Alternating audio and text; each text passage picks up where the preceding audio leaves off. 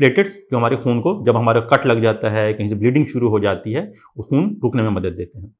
और जब हमारा अपना ही इम्यून सिस्टम उन प्लेटलेट्स को खत्म करना शुरू कर देता है, तोड़ना शुरू कर देता है, तो हम उसे कहते हैं इम्यून मीडिएटेड थ्रोम्बोसाइटोपेनिया या आईटीपी, कि हमारा अपना ही इम्यून सिस्टम अपने प्लेटलेट्स को खत्म कर रहा है। ये वो बीमारी है जिसके बारे में हमेशा एक चीज कही जाती है कि आईटीपी वो बीमारी है जिससे अमूमन जान को खतरा नहीं होता। इसके बारे में कहा जाता है ये बीमारी कुछ नहीं कहती, लेकिन इसका गैर जरूरी इलाज या एक्स्ट्रा इलाज मरीज को कोई ना कोई जरूर नुकसान पहुंचा देता है। इसलिए अगर किसी मरीज का आईटीपी डायग्नोज होता है, आईटीपी डायग्नोज कैसे होता है कि आईटीपी के मरीजों के अंदर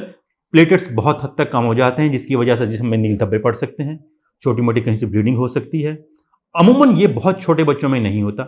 मगर ये दरमियानी एज के बच्चों से लेकर 5 साल की उम्र से लेकर बड़ी एज में किसी तक भी हो सकता है। छोटे बच्चों में भी हो सकता है, लेकिन चांसेस थोड़े से कम होते हैं। अगर किसी भी शख्स में सिर्फ प्लेटलेट्स कम हैं,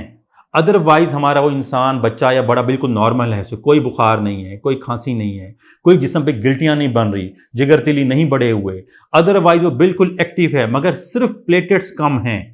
और जिस्म पे उसके प्लेटलेट्स कम होने की वजह से नील धब्बे बन रहे हैं,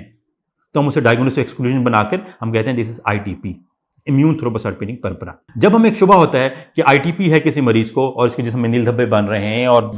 या छोटी मोटी कहीं से ब्लीडिंग हो रही है, तो हम सिंपल एक खून का टेस्ट कराते हैं जिसे हम कहते हैं सीबीसी। सीबीसी में जब हम कंप्लीट ब्लड पिक्चर, जो छोटा सा टेस्ट है, 100-200 रुपए का टेस्ट हो जाता है, उसमें हमें प्लेटलेट्स कम मिलते हैं, मगर बाकी खून के अज़ा बिल्कुल नॉर्मल होते हैं।